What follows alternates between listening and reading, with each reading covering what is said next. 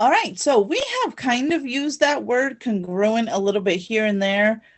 We mentioned congruent, congruency marks. I don't know if you remember that when we were in Unit 1 talking about segments. So let's just go ahead and just officially define congruent.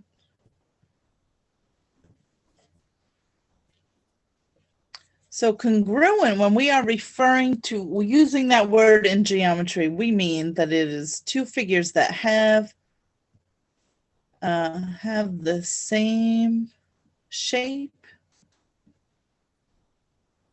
and same size. So it has to be both. They're literal copies of each other, exactly the same. So if I had a triangle and I just duplicated it, I now have a second triangle that I could arrange in such a way that if you put one on top of another, they line up perfectly. Everything's the same. Every angle's the same. All the sides are the same length. Everything is spot on. And you could have congruent anything. I could have congruent line segments. I mean, line segments are all the same shape, basically, but if they're the same length, then they're going to be congruent to each other. You could have congruent circles. You could have congruent octagons, anything. So as long as it's literally the exact same shape and size, we can refer to them as congruent. Okay, so if two line segments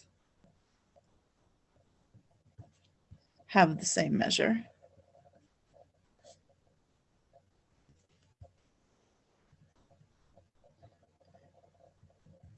then they are congruent.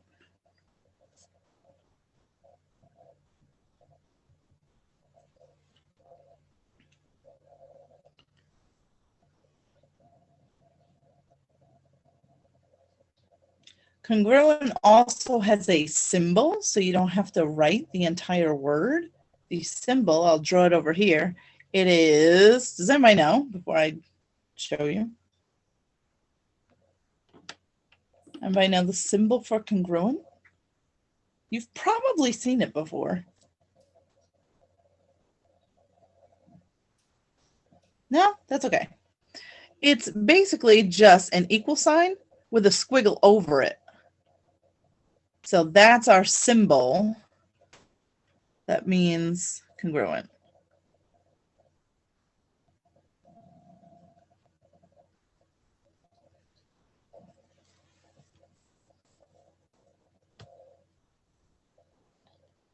So I can use that symbol instead of the word from now on. All right, so I'm going to try this. I'm going to give you a number line.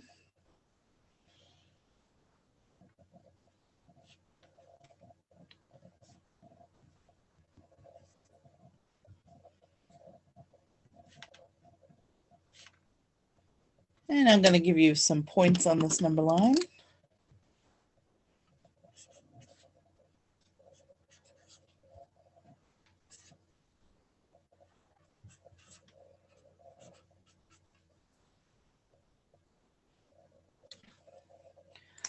Okay, and then just like we had done the other day, I want you to find the length of BC and also find the length of CE. So take a moment and do this just like we did the other day. So remember, you're going to subtract the endpoints and take their absolute value. So take a minute and do that for each one of these, BC and CE.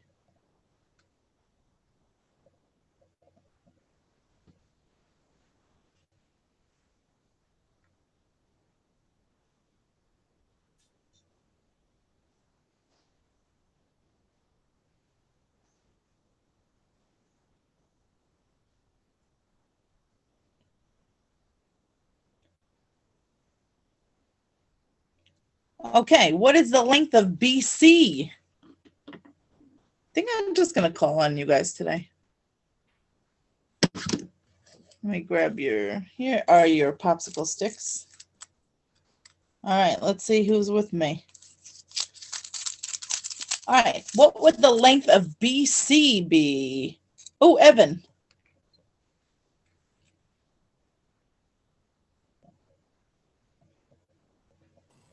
Two. Yes, thank you. So I'm just going to take B is at -2 minus C is at 0. -2 minus 0 is just -2. Take its absolute value, you get 2. Easy peasy. This one, I know you could probably just look at the number line, and because these are not hard ones, that each thing is 1 unit. But that's all right. CE. Michael, what's the length of CE? 0. The length of CE? 4. Well, let's do what we're just going to take wherever C is, which is at 0, and I'm going to minus wherever E is, which is at 2. So 0 minus 2 is -2, but what's the absolute value of -2?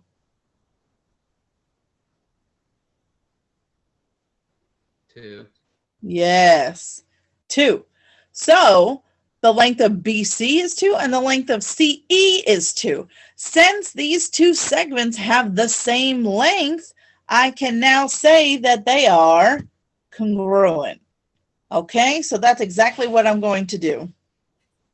So because BC and CE have the same length,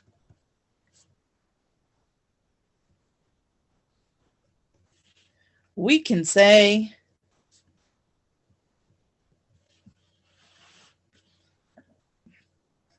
BC is congruent to CE. That notation right there, that's how we read that out loud. So segment BC is congruent to segment CE.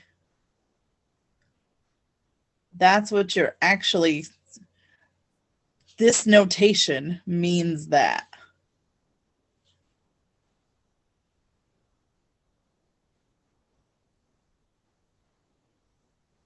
Okay, I want to try some true false with you.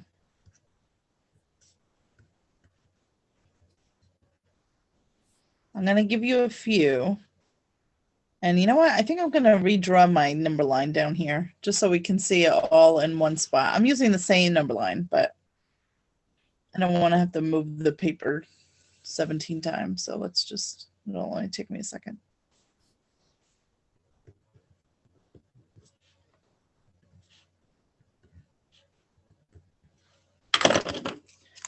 I had A here, B is here, C is here, D is at 1, E is at 2.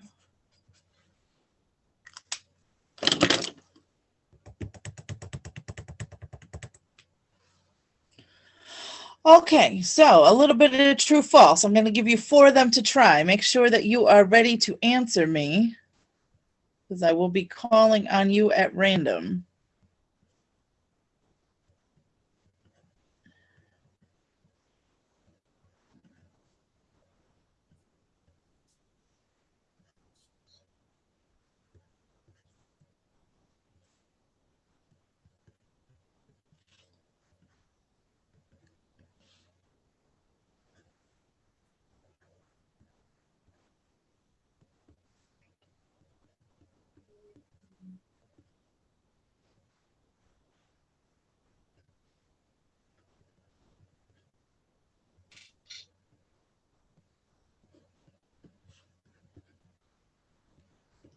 All right, so there are your 4. Let me give you a minute to decide on each of them if it's true or false. And then I will call on you at random.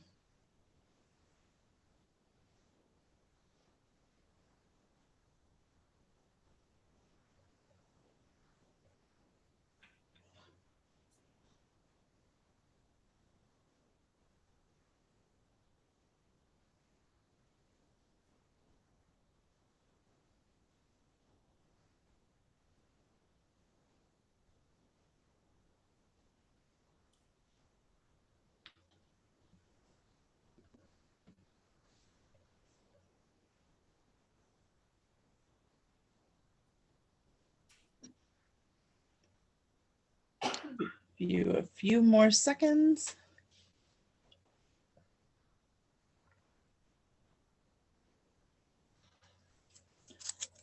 Okay, number 1, true or false? Jay.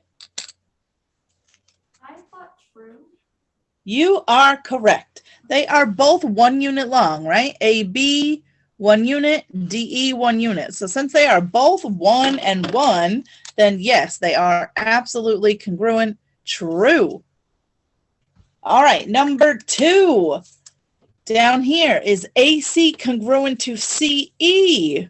What do you say, Marissa?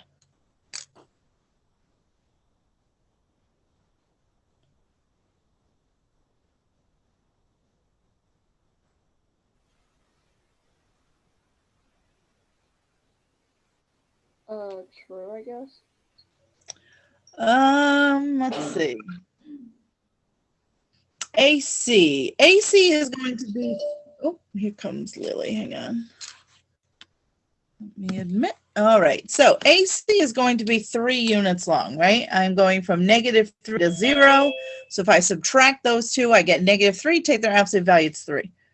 So that one's 3. And now let's check CE. I'm going from 0 to 2. So 0 minus 2 gets me -2. Take the absolute value, I get a +2. So one's 3 and one's 2. So unfortunately, these are not going to be congruent.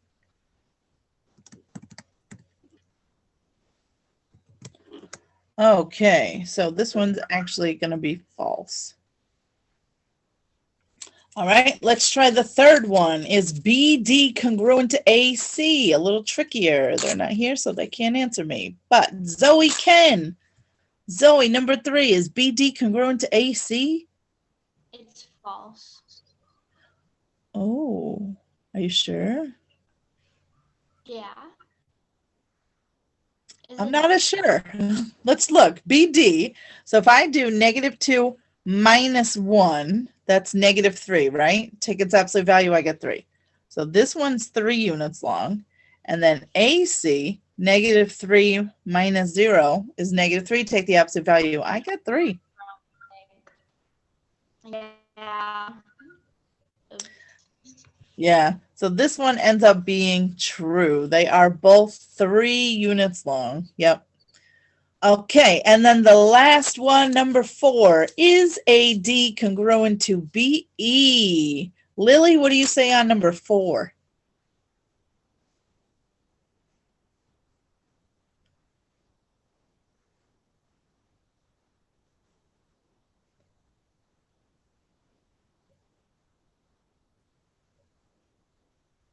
She says yes in the chat, and she is correct.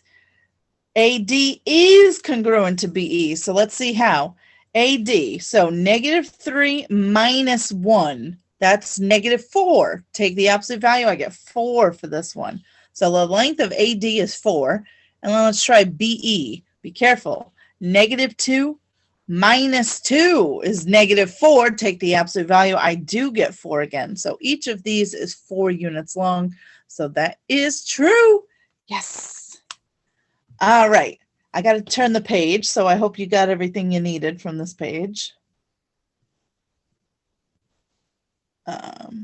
We have another vocab word here. And this is a big one. And I mean, it's one that you've definitely used this word before. Midpoint.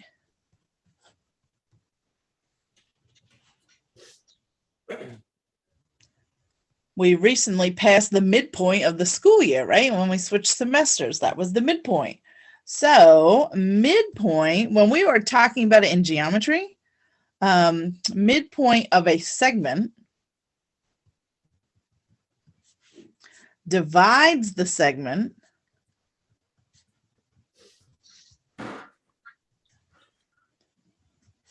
into 2 congruent parts.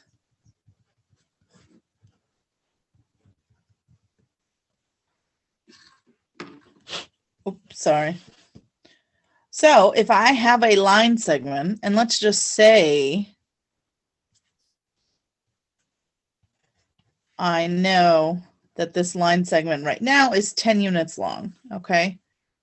We'll use nice, easy numbers. So if the whole thing is 10 units right now, if I want to place a midpoint, now this is different than between, right? Between could be anywhere between the A and the B.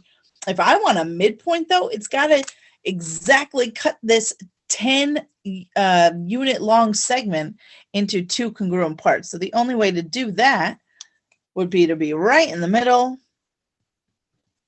And then each of these smaller pieces would have to be 5.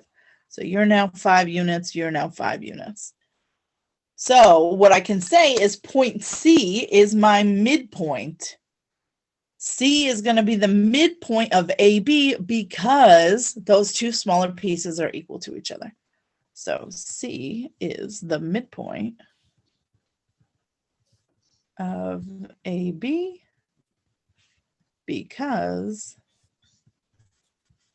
AC is congruent to CB. It came in and it broke the segment into those 2 congruent parts. So now I know for a fact that C is the midpoint. Here's something, there's a lot of things in geometry that you can't go around assuming. You can't go around assuming that an angle is 90 degrees, for example, unless I put that little box in the corner, right?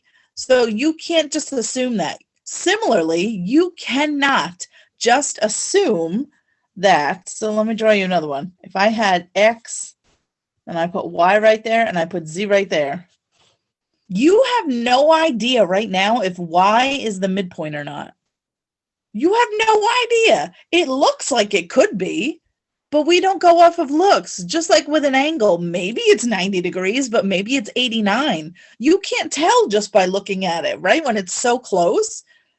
Same thing goes here. Maybe that's the exact midpoint, but maybe it's not. I don't know. So you can never, ever, ever assume that something is the midpoint unless you have information to back that up.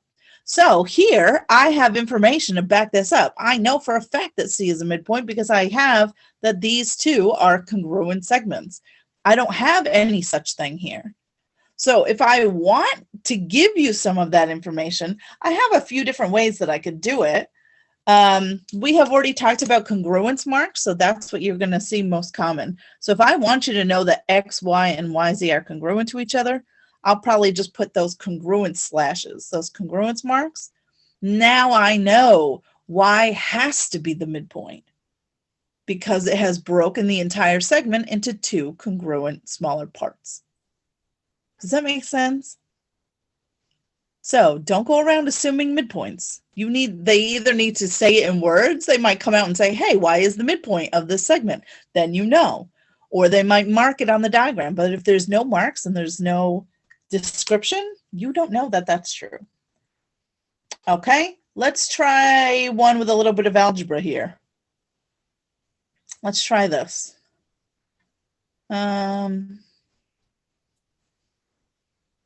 Yeah, I can use the same diagram. If Y is the midpoint of XZ, as we have in our diagram already, Y is the midpoint of XZ. Yep. Let's try this. What is the value of G if XY is equal to 2G plus 1 and YZ is equal to 11? Let's try this. How would you even, let me just get this, there we go. All right, so I know I have Y as the midpoint. I'm trying to figure out this value of G, right? Let's see what it's telling me. XY is going to be 2G plus 1. YZ is going to be 11. So one thing that I will always encourage you to do is to, whatever information they give you in words, to put it in the diagram. Write it on the diagram wherever it goes. That's going to be very helpful.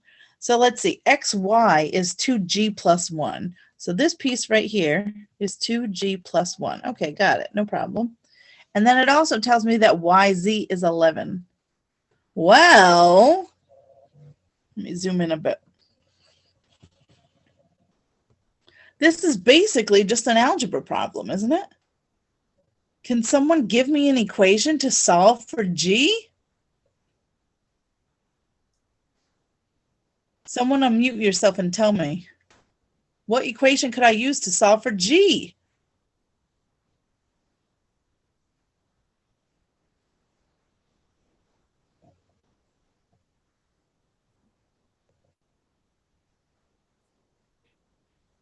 Nobody knows? I know you know. Well, if these two things are equal to each other, isn't that literally my equation? If I have two congruent segments, they're equal to each other. So I'm just going to write 2G plus 1 equals 11. And now I can just solve for G. Okay, so I'm going to minus 1. I get 2G equals 10. Divide both sides by 2. So that means 5 is my value for G. Isn't that neat?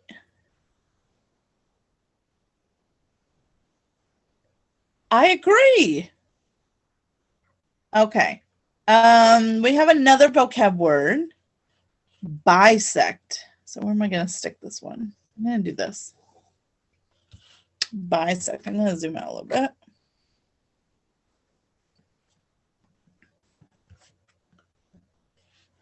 So bisect is a verb that means to divide into two equal parts.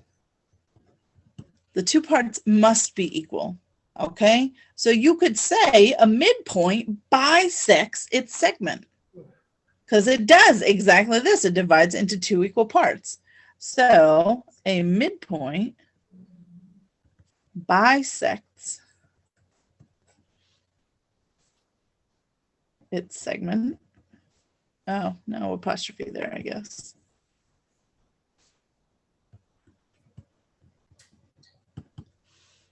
Another way you could say this is a midpoint is a bisector of the segment.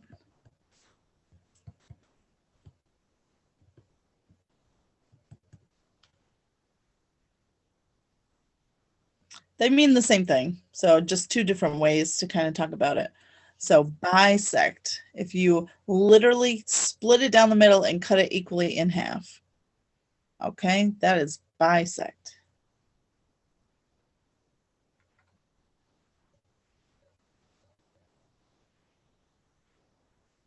I'm going to draw you a little picture here real quick.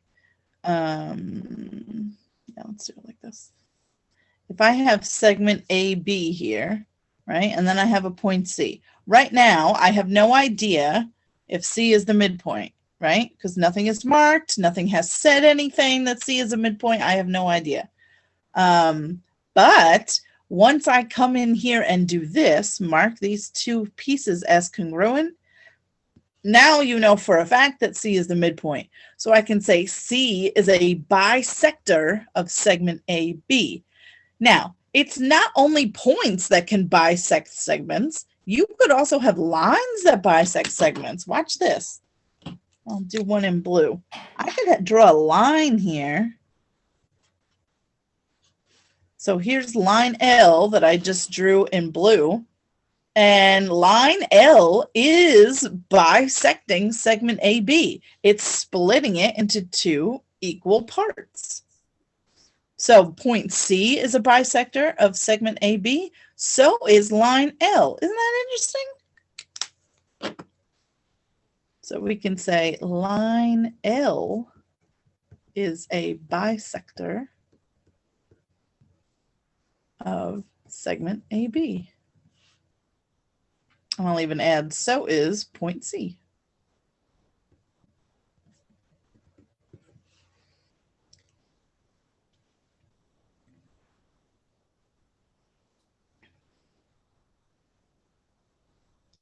Okay. I have one last thing that I have to there's 3 properties that we need to talk about. So they're pretty quick. So I got to flip the page though again. We have 3 geometry properties to talk about, and then we are done. Okay, let me flip. Woo. All right.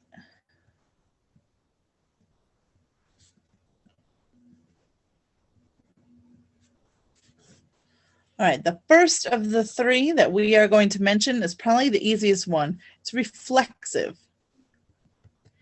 And I know right now it's going to feel like the reflexive property is sort of useless. Why would we ever need this? It actually comes into play quite a bit when we are proving triangles are congruent. So I know it seems silly right now, but just take my word for it that we will be using this actually kind of a lot once we finally get to unit, I think it's 5. Yeah. And you're actually going to love it because it's sort of a freebie whenever you use it. So here's what it means. It's literally just saying that a segment like AB, for example, is congruent to itself. So it is its own identical copy, right? So it's obviously the exact same size and the exact same shape. Sometimes, remember, you could name a segment either AB or BA. So sometimes you might see it like this, AB is congruent to BA. This is still the exact same thing. You're literally just saying the segment is congruent to itself.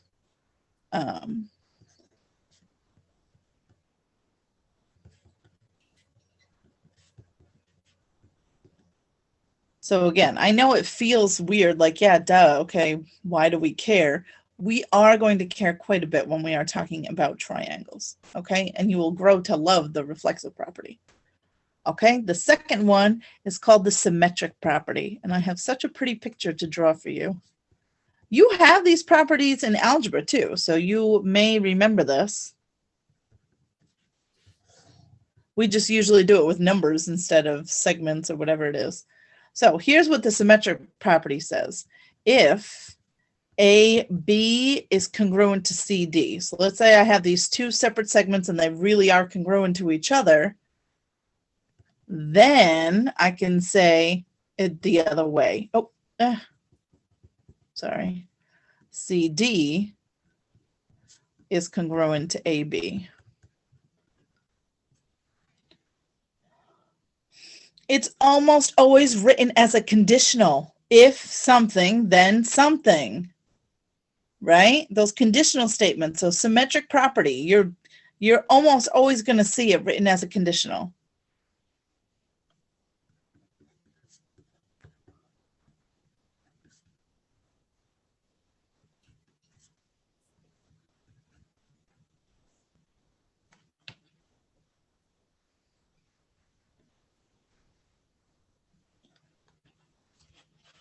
Just adding that in there, that you're be on the lookout for that. Okay, now where's the pretty picture here? Symmetric property. Don't you remember doing lines of symmetry?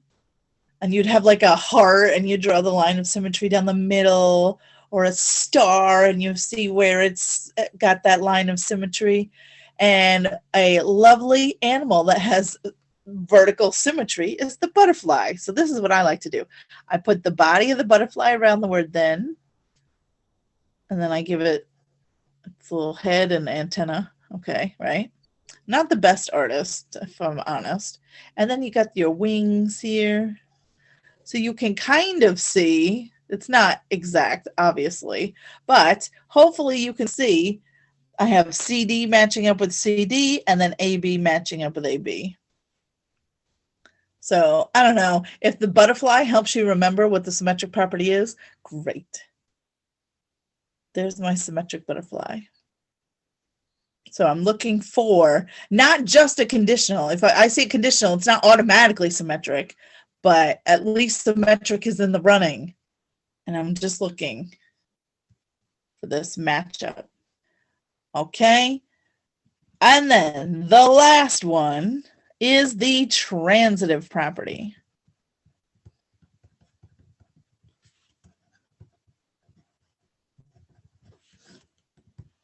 So here's what this one says. Let me move up a bit. If AB is congruent to CD and CD is now congruent to EF, then what does that mean? AB must be congruent to EF. So the best way I can describe the transitive property, this is like saying, let's say that you are the same age as Susie, and Susie is the same age as Bobby. Doesn't that mean that you are the same age as Bobby too? That's what the transitive property is saying. If these two things are the same, and then this is the same thing as something else, now I can say the first and the last things are the same as each other. I get to leave out that middleman. I don't have to talk about Susie anymore. I can just jump right? If I'm the same age as Bobby, I don't need to talk about Susie. I don't know if that helps or makes it worse. The other way that I like to remember this is transitive property is I'm literally thinking about it like a train. Transitive sounds like a train. Think of a train where you have all of these things connected. I have AB connected to CD, and then I have CD connected to EF. So these are my train cars. That's what these are. So couldn't I just say AB is essentially connected to EF? Yes, leave out the middleman.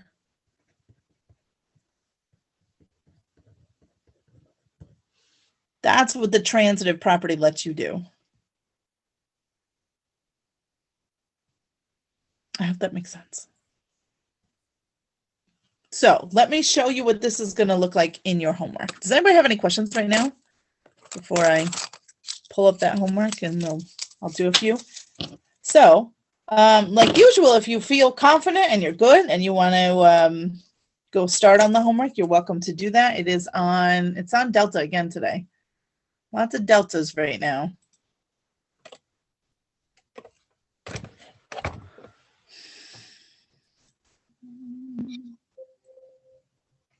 Oh, I didn't mean leave. I just meant work on this while I pull it up. If you are like, what are you talking about? Or if you find that when you get to the homework, you never know how to do it, this is for you. So we're going to come into B block. I'm going to share this with you. So now it should be very easy for you to find the assignment. For me, I'm still going to have to scroll because I don't have these assignments done. But here it is, homework 8, congruent segments. So let's just see what the first one looks like. What are they asking me? Oh, look, it's just true, false. I have to determine if W is the midpoint of QR. Well, this one, I mean, if you just look at it, I can certainly see that it's not, right? But if you're ever not sure, you're just trying to see, would QW be the same length as WR? In this case, it's definitely not. So that one's got to be false. Okay, I'm going to jump ahead a little bit. Let's see what this one is.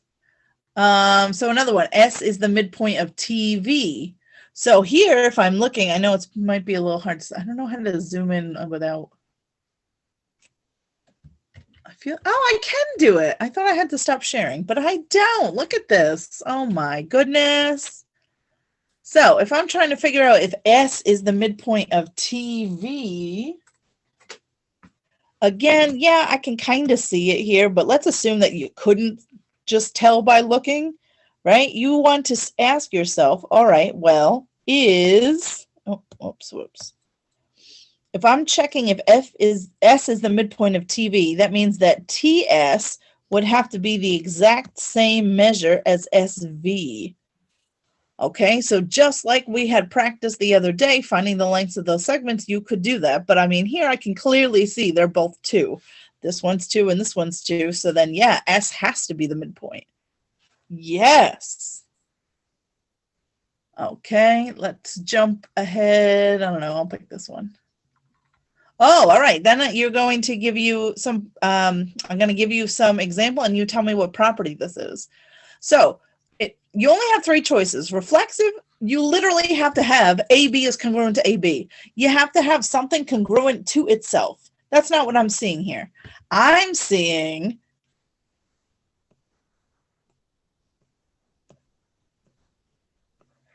my symmetric butterfly. Do you see that? See how CD matches with CD and AB matches with AB? That's symmetric. That's what this is. I'm able to flop it over. You use the symmetric property all the time. If you had like 2x plus 3 equals y, we hate having y on the right-hand side, so we'd flop the whole thing over, remember? And you'd write it as y equals 2x plus 3. That is the symmetric property in action. You just don't know that it is what it is. Anyway, let's see, I'll grab one more. What's the last one? Okay, so here's another one. Should be pretty straightforward. Okay, does anybody have any questions right now?